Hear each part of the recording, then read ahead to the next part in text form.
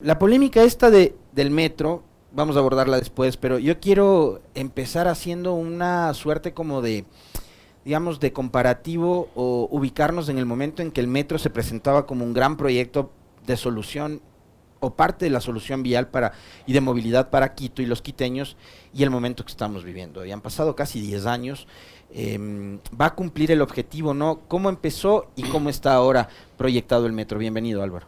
Gracias, Alexis, gracias por la invitación, un saludo a todos los radio oyentes. Creo que es una pregunta pertinente, Alexis, y es un análisis que no se hace y no se escucha. Realmente el metro nace para solucionar un problema que teníamos en el 2010, porque la planificación que se hace en ese momento para ese proyecto nace de una encuesta origen-destino. A veces esto puede sonar muy técnico, pero todas las planificaciones de transporte salen de ir a preguntarle a la gente, ¿qué hace usted? ¿De dónde se mueve? ¿De dónde a dónde se mueve? Una investigación inicial, ¿no es cierto? Y claro, la planificación que se hizo en ese momento sobre el metro le preguntó, ¿cómo se mueve usted aquí y ahora? Nadie le dijo cómo se va a mover en el 2022, porque eso no se puede hacer. Pero esa es la base sobre la que se planificó el metro. Y claro, en ese momento se planifica la línea del metro, pero también se planifica una movilidad para la ciudad y una visión de ciudad que tenía en esa época la administración del momento. Los años han pasado y nada de esa planificación se fue ejecutando. Muy poquito de esa planificación, más bien dicho, porque decir nada también es una exageración, pero muy poquito de esa planificación se fue dando. Claro, nos trasladamos 12 años más tarde y la ciudad es otra. No se han respetado los planes de ordenamiento territorial, no se han respetado los planes de uso y gestión de suelo. La ciudad se ha expandido, pero dramáticamente hacia los valles y la extensión natural que siempre ha tenido la ciudad hacia las distintas lomas. Y hemos pasado una pandemia. Los comportamientos de movilidad de la ciudadanía cambiaron completamente. El parque automotor no para de crecer. Este año vamos a romper récord de ventas de automóviles, que no tiene nada de malo la venta de automóviles, pero sí su uso indiscriminado. Y eso es lo que tenemos en la ciudad. Entonces, se hizo una planificación en el 2010 para un problema de ese momento, con un pensamiento de lo que se tenía que hacer en la ciudad, que no se hizo, y ahora tenemos en el 2022 otra realidad completamente distinta de cómo se mueve la gente, con un metro que todavía no empieza a operar y que no se ha articulado con absolutamente nada de lo que tenía que articularse para que efectivamente sea una solución. Eso creo que es un tema que no nos hemos sentado a reflexionar y que es parte fundamental para darle solución no solamente a la movilidad, sino de que el metro realmente sea una herramienta de movilidad positiva para la ciudad. Hay que hacer ese análisis y comenzar a trabajar alrededor de eso. Ahora, Álvaro, hablaba una palabra que es clave. Es clave cuando uno piensa en territorio, cuando uno piensa en obra pública, cuando uno piensa en temas de movilidad que afectan o benefician a la ciudadanía. Usted dijo planificación. Hubo obras que estaban planificadas o proyectos que estaban planificados o gestiones que estaban planificadas alrededor del metro que no se hicieron. Por ejemplo, ¿cuáles? Yo quiero poner un ejemplo, lo que pasó con el famoso aeropuerto de Quito. ¿No? Se inauguró un aeropuerto o se empezó a construir el aeropuerto, que era digamos una aspiración que tenía Quito por un tema además de seguridad y demás, pero sin vías. Entonces ahí también, digamos, no hubo la planificación adecuada como para que el aeropuerto empiece a funcionar y teníamos que todos pasar por el puente del Chiche, que se convirtió en un cuello de botella. En el caso del metro, ¿cuáles fueron las cosas que estaban planificadas y no se cumplieron? Quizás una de las más importantes, que eran parte de la visión de ciudad y de movilidad que se le dio alrededor del metro, es el tema de las macrocentralidades, que lo que buscaba el metro era descentralizar los servicios que tenía la ciudad y ponerlos alrededor de cada una de las estaciones estaciones del metro para de esa manera que la gente no tenga que trasladarse largas distancias para cumplir sus actividades del día a día. Sí, se construyeron un poco las plataformas gubernamentales que eran parte de estas macrocentralidades, pero en sí la descentralización de los servicios, de las actividades no se han seguido, no se han dado, y eso ha seguido acumulando las actividades en un centro financiero donde todo el mundo quiere llegar a la misma hora, los mismos días, en los mismos momentos, y eso caotiza la ciudad. Yo veo eso quizás como esa parte de planificación que no se llegó a dar, y claro, cada alcalde llega con queriendo salvar el mundo sin respetar los procesos que se han venido dando en el pasado, ya sea por visiones ideológicas, ya sea por el motivo que sea, pero no se respete esas líneas de planificación, y todos vienen con nuevas ideas, con nuevas propuestas, o sin propuestas, simplemente llegan, pero y eso no ha permitido esta continuación que sí. Entonces son algunas, pero probablemente la más importante, porque es articulada de cierta manera esta línea de movilidad que significa el metro, son las centralidades de las que nos hablaban en la época de Barrera, ¿no es cierto? Con esto no quiero decir que yo estaba ni de acuerdo, ni en contra, ni a favor, pero era parte de, claro. Y eso era fundamental para que esta línea de metro efectivamente tenga el éxito que buscaba. Ahora, el otro día conversamos con el exalcalde Barrera, y yo, por ejemplo, a él le planteaba una inquietud, y me imagino tiene que ver mucho con esto último que acaba de mencionar Álvaro Guzmán. Y durante todo este tiempo que ha tomado la construcción del metro, ha sido un tiempo larguísimo, se ha postergado no sé cuánto tiempo más del planificado, cuántos años más y cuántos miles de dólares más del previsto de manera original, porque además esto no solo ha significado pérdida de tiempo para la ciudad, sino también pérdida de recursos económicos para Quito. No se desarrollaron otros proyectos, por ejemplo, quizás la extensión del trolebús, Álvaro. ¿Qué va a pasar con el trolebús? Debía haberse repotenciado el tema de los corredores centrales, como el trole. Creo que se pensó al metro como esa varita mágica que iba a resolver todos los problemas, y definitivamente lejos de resolver todos los problemas, lo que el metro trataba era de descongestionar una serie de sistemas que ya existían y que siguen existiendo en la ciudad para mejorar la calidad de movilidad de ese corredor. Ojo, del corredor Avenida El Inca, ex aeropuerto, cabecera sur del aeropuerto y Quitumbe. Ese es el corredor sobre el que estamos hablando. Pero efectivamente, Alexis, y todo lo demás, porque aquí nosotros tenemos una hiperdotación de movilidad en este mismo corredor, porque en ese mismo corredor tenemos la ecovía, el corredor central norte, el corredor suroriental, el trolebús, y ahora vamos a tener el metro. Es decir, tenemos una serie de opciones y una serie de alternativas para movernos de sur a norte en esos dos puntos del que estamos hablando, lo cual es definitivamente hay que hacer. Pero ¿qué pasa con todo lo demás? ¿Qué pasa con Calderón? ¿Qué pasa con la Ecuatoriana? ¿Qué pasa con la Roldós? ¿Qué pasa con esos barrios que históricamente no han sido servidos con un buen sistema de transporte público? Y barrios que son los que más sufren los efectos de la congestión, porque la falta de un buen sistema de transporte masivo de transporte ha llevado a que la gente busque alternativas, taxirutas, motos, piratas, otros tipos de sistemas que están por fuera del sistema ordenado, y eso lo único que genera es un aumento del uso del auto particular, congestionando las vías, y los pocos sistemas de transporte que existían sobre esas vías pasan atorados en un tráfico que lo único que hacen es incentivar a la gente a bajarse del bus y buscar una alternativa. Entonces, eso definitivamente, Alexis, no se ha hecho inversiones, no se ha hecho modificaciones, no se ha hecho ningún tipo de mejoras para todo lo demás, que en estos 12, 13 años que han pasado desde que inició el proceso de construcción del metro, eran fundamentales justamente para que el metro funcione bien, sea alimentado y también no reciba una sobrecarga, porque es solo una línea. Y sí necesitamos que existan todos estos otros sistemas paralelos muy bien articulados para que cada uno cumpla su función, ¿no es cierto? Porque el metro cumple una función específica de mover a la gente de manera muy, muy rápida, de norte a sur y entre paradas que están a 1.5 kilómetros de distancia cada uno. Pero nosotros necesitamos el sistema de transporte para la gente que necesita hacer el viaje de 250, 500 metros, que no necesariamente puede caminar, para ese anciano, para esa mamá con ese niño, es todos los otros sistemas que el metro, no los servicios que el metro no va a dar, necesitan estar debidamente articulados para que efectivamente la movilidad como un todo funcione. Ahora, Álvaro, cuando digamos el metro, que es, yo de eso mencionaba ayer, o sea, es parte de la solución, no es la solución como tal.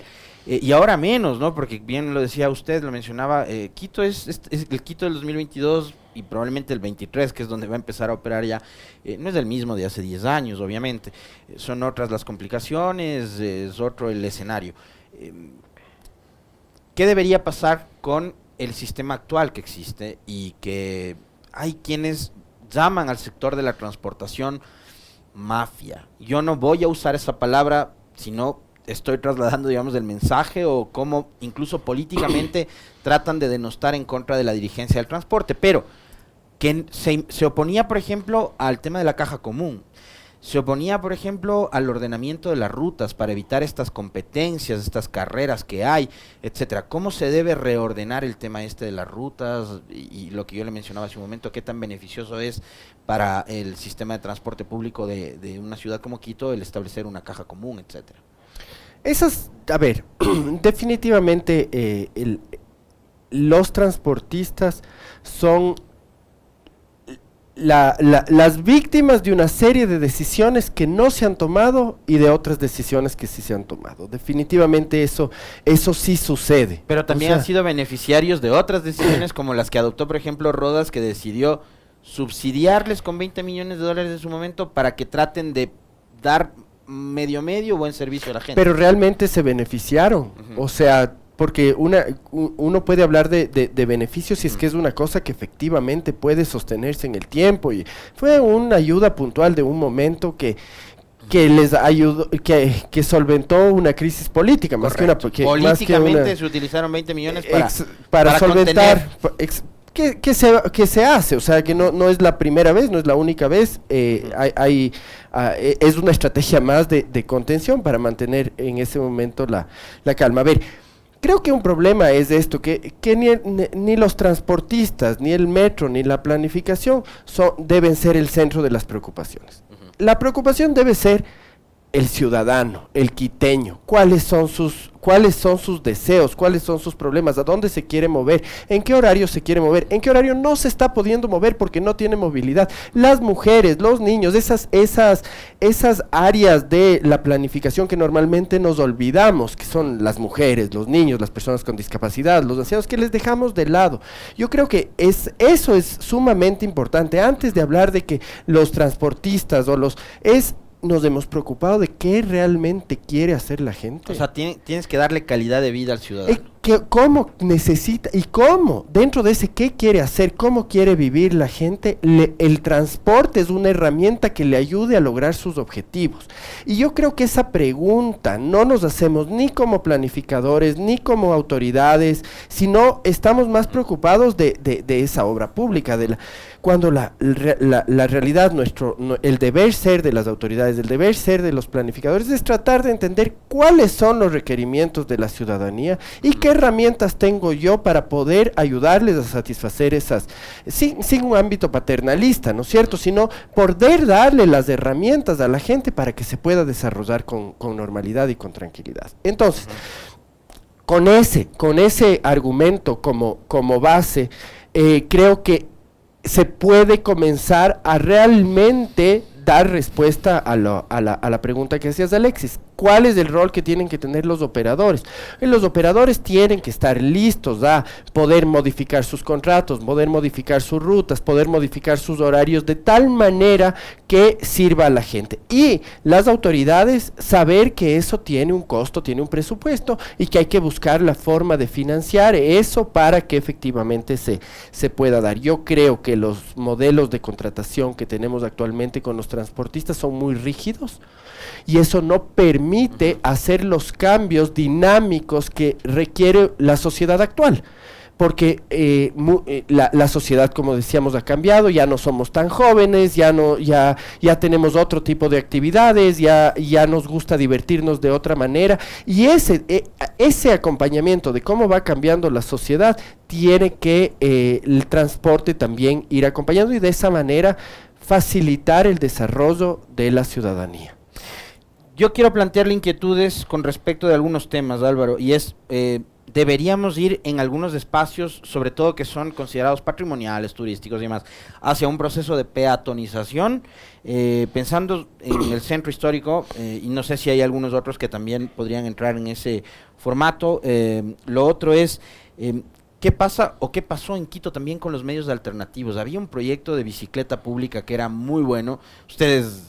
ciclista de paso, ¿no? Es usuario recurrente de la bicicleta, y dejamos de usarlos y dejamos de impulsarlos desde la misma institucionalidad. La forma en cómo se ha desarrollado la ciudad y el desorden, por así decirlo, que no es exclusivo de Quito, sino normalmente las ciudades crecen de esa manera y los procesos tienen que ir acompañando para ir corrigiendo ciertos errores.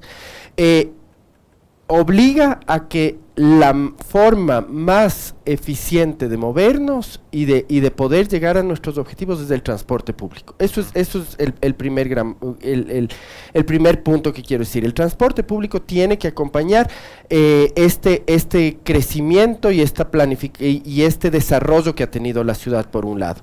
Pero hay dos tipos de viajes que pueden ser tranquilamente sustituidos por otros medios. Uno es la caminata. La gran mayoría de viajes que se hacen dentro del distrito metropolitano son a pie. Vamos a la tienda, vamos a recoger a los niños de las guarderías, de las escuelas, caminando. Esos quehaceres diarios son en general caminando. Y la caminata hay que fortalecerla. Yo no creo que sea un tema de específicamente peatonizar, pero sí de fortalecer las áreas donde se camina, que las veredas sean decentes. O sea, no es posible que en las veredas circulen las motos de los repartidores. Eso tiene que ser un tema no solamente sancionado, sino educado, ¿no? Los ciudadanos tenemos que detenernos y decirle al de la moto, por favor, ni siquiera por favor, pero sí exigir que las motos se bajen de la vereda, que no nos sigan poniendo mobiliario urbano, quitándonos espacio a los peatones. Entonces, sí hay que peatonizar ciertas áreas, hay que seguir con un proceso que inició en el centro histórico, pero no solo en el centro histórico. Hay lugares, hay barrios donde tranquilamente se puede comenzar a peatonizar ciertas áreas y fortalecer la caminata definitivamente, porque muchos viajes se hacen caminando, pero las condiciones de la caminata no son sanas. Los cruces seguras. Y seguras, a eso me refiero con sanas, no son seguras, los cruces, los semáforos, la capacitación a los agentes. Yo me refiero a la seguridad de manera integral. Está bien. Usted sale a caminar, Álvaro, y no sabe si le van a robar la billetera o el celular. O si le van a tropezar, o si uno está cruzando, claro, pero resulta que la gente de tránsito está dando paso prioritario a los vehículos, porque es común verles a los agentes de tránsito en esta ciudad parados debajo del semáforo que está en rojo para los vehículos, sosteniendo a los peatones y que crucen los autos. O sea, eso es inconcebible, pero entonces la fortaleza de la caminata tiene que ser una política que abarque todo, no solamente los procesos de peatonización, que son importantes, pero eso es un pedacito, porque siempre va a ser muy pequeña esa área. El resto de la ciudad tiene que estar orientadas a la gente, y la gente camina. Eso, y solo para terminar la idea de los tres sistemas de movilidad que tenemos, y el tema de la bici. Cada que yo mando un tweet sobre la bici, me caen 200 personas, no 200, pero sí me caen una media docena de personas, diciendo, ¿cómo quieres que vaya desde la Ecuatoriana a mi trabajo en Calderón? No, señor, usted que vive en la Ecuatoriana y trabaja en Calderón, usted no puede ir en bicicleta, o sea, nadie le exige. Pero sí hay una serie de viajes dentro de las áreas más planas de la ciudad que tranquilamente se pueden hacer en bicicleta, y eso hay que reforzarlo y hay que empujarlo, porque mientras más gente tengamos nosotros caminando, más gente tengamos nosotros montando bicicleta y más gente tengamos nosotros usando transporte público, las vías van a funcionar mejor. Entonces tenemos que fortalecer. ¿Qué pasó con la BCQ?